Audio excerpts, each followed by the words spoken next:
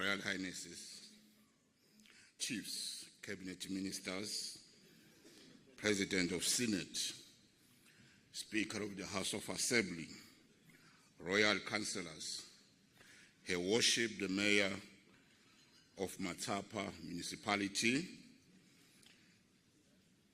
His Royal Highness Dr. Chief Chamuka from Zambia, Your Excellency Governor Francis Irungu,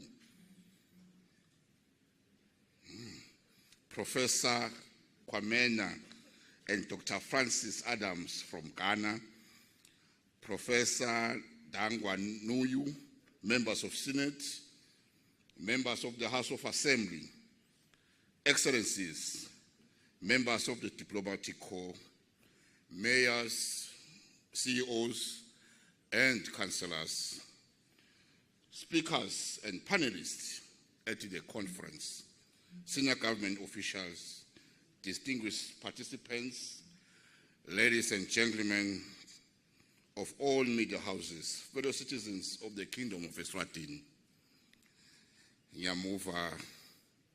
Ngiyayiva indvuna yetinkhundla, kepha nje ngifuna kusho okuncane njoba asho nje kimi kukhona lomunye ndvunankulu engeke ngimusho igama lakhe wakhuluma endvuneni yakaKhomes wathi bhayikheshi ngathini ngenkwene ngidabe seke ngicina khona lapho ngeke ngisachubeka ya noma uyachubeka Senate President athi Minister adebate cabinet siyabonga mhlonishwa angimdumisele umhlonisha wetinkhundla nema officials akhe usebenze kakhulu kulomsebenzi siyabonga kakhulu umhlonishwa nami ngokuthunywa ngidvunankulu uthi angisho ukuthi umsebenzi wakho ligalelo lakho wenda lo mthetho ukuthi uphase utawuphasa nasi vele cabinet siyawusekela sibonge nendvuna yaka housing bobabili bahamba ngaze ngakhohlwa ukuthi bayosebenta ngiyabona bese bonke degree bawo benchmark na housing kepha siyabonga lokuthi lebabuya nako babuya ke kuphatheka ngithunywe ukuthi ngitofunza nako ngabe singathabula kakhulu ngayifunza ke inkulumo yandvunankulu njengoba ke injalo. It is with a profound sense of delight that I stand before you today at the close of what has truly been a momentous conference. That is testimony to our true selves in the nature we engage and consult each other on pertinent issues of common good in our beloved kingdom, confirming the country's commitment to dialogue. The Eswatini Local Government Conference, held under the theme One Country, One System of Local Government, has surpassed all anticipations and desires in every conceivable way. I am reliably informed that time constraints presented a hindrance as the number of participants that desire to present questions for clarity had to be limited. This is a testimony to the imperative need for the frequency of such consultative forums, as we also recall that His Majesty King Mswati III extended the days initially scheduled for 2023 Sibaya to ensure that all concerns were heard and accommodated. I therefore thank you, the Minister of Tinkhundla, Administration and Development, for such an initiative and encourage them to convene more consultative meetings. For the past 3 years, I've stolen moments from other pressing duties to follow the robust debates through online platforms, and appreciated that this hall has been a vessel of ideas and notions, all feeding towards common aspirations. The collective will of Eswatini has been evident as the 500 participants representing every phase of our society converged with a united resolution to shape a unified local government system that is not only effective but also deeply rooted in the Tinkhundla system of government. Your Royal Highnesses, distinguished guests, the importance of accurate information about the philosophical framework of the Tinkhundla system is crucial for the entire nation. As we have heard from the 3 statesmen who shared the historical context and insights into the Tinkhundla system, we need to do more to ensure that Eswatini systematically instructed on the governance system of our country. The lack of knowledge is an injustice to Eswatini, and surely that injustice has been the breeding ground for misrepresentation. We cannot expect other nationalities to understand what Tinkhundla system of government entails if we have not availed concise documentation of this system, nor disseminated such knowledge at national level. I implore all of us to support the Honorable Minister for Tinkhundla and Administration and Development in these ambitious efforts to ensure that this process of institutionalizing the dissemination of information of the Tinkhundla system is concurrently prioritized with the local government legislation process. In my opening statement on Wednesday, I underlined government's unwavering commitment to operationalizing Chapter 13 of our Constitution.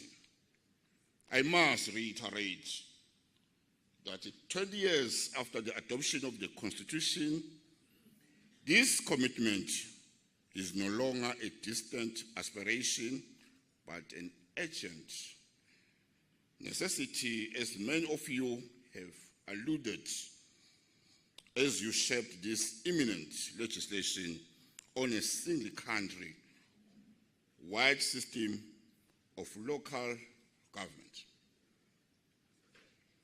We applaud our esteemed guests from Ghana, Zambia, and Kenya, as well as South Africa, for your generosity and availability to openly and willingly share insights and recommendations with us on specific topics. We are deeply grateful for your expertise and perspectives, the honesty and dignity with which you shared the gains as well as challenges that have encountered in the journeys traveled in your countries. Affirm that decentralization through devolution is a transformative process that we must embark on to achieve our ambitious goals, to enhance the livelihoods to all people in Eswatini. The social and economic welfare of all depends on us making the informed and correct decisions. And we now know what is correct as we have acquired, shared invaluable insights, and forged a consensus on the path forward. Bantu benkosi nabo babetikhulu, your wisdom and guidance are the bedrock upon which our system is based. I thank you for your availability to converge with us and tackle these development initiatives as a collective in the presence of young people and those of us that are differently abled. The work ahead is immense. We must acknowledge the prevailing challenges we face and the importance of addressing such with sincerity. Government is confronting these issues as evidenced by the ongoing anti-corruption drive and the development of the fiscal adjustment roadmap.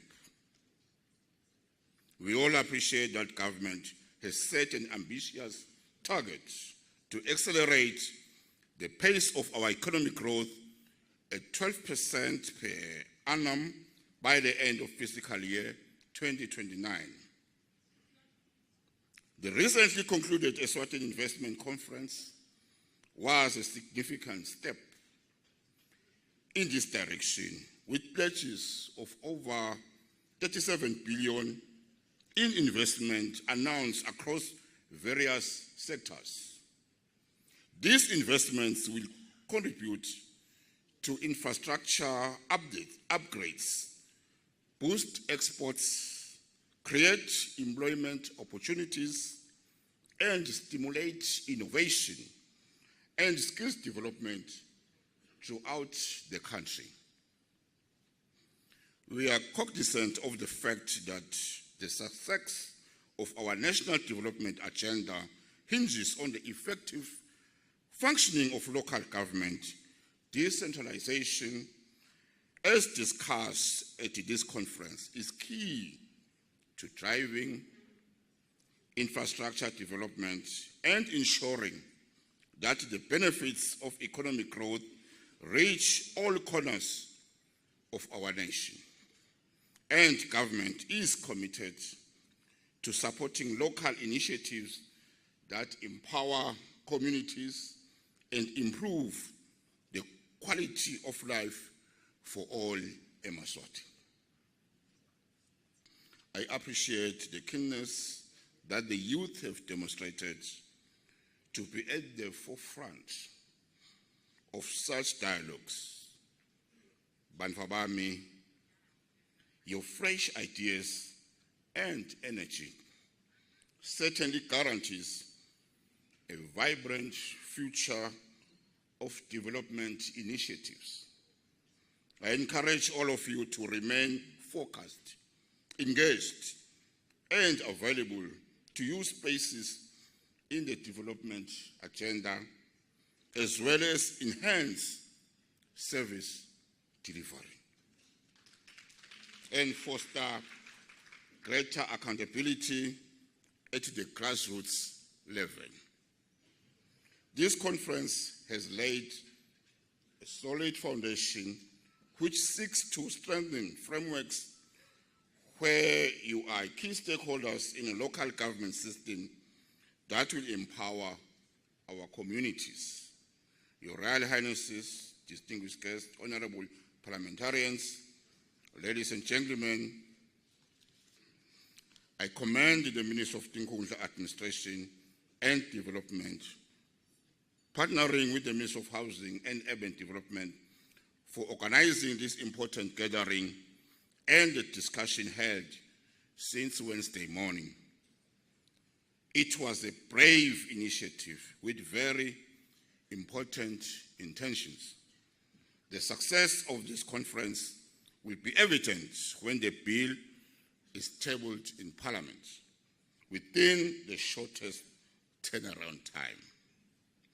Let me encourage the team of officials rallying behind the Cabinet Subcommittee to remain committed to this process for the benefit of all of us participating at the conference and those we represent.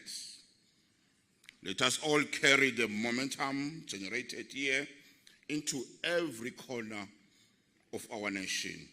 The work ahead requires continued dedication, collaboration, and shared vision. We must now translate the insights gained and the resolutions adopted into concrete actions that will all benefit Eswatini. I implore all of us to work together to create a prosperous and stable society where the gains of one group are not at the expense of another. I am confident that by working together, we can achieve our shared vision for thriving Eswatini. Your Royal Highnesses, Cabinet Ministers, President, Senate of the House of Assembly, or Speaker of House of Assembly, Councillors, Chiefs, esteemed experts, distinguished participants.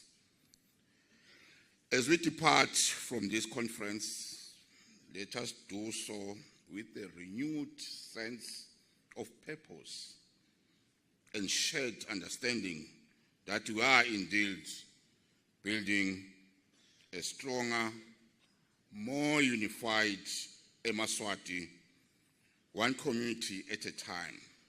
The journey has just begun, and I have every confidence that together we will achieve our goals. May you all travel back home safely. As they say, I'm handsome. I love you all. Thank you. Siyabonga bekunene.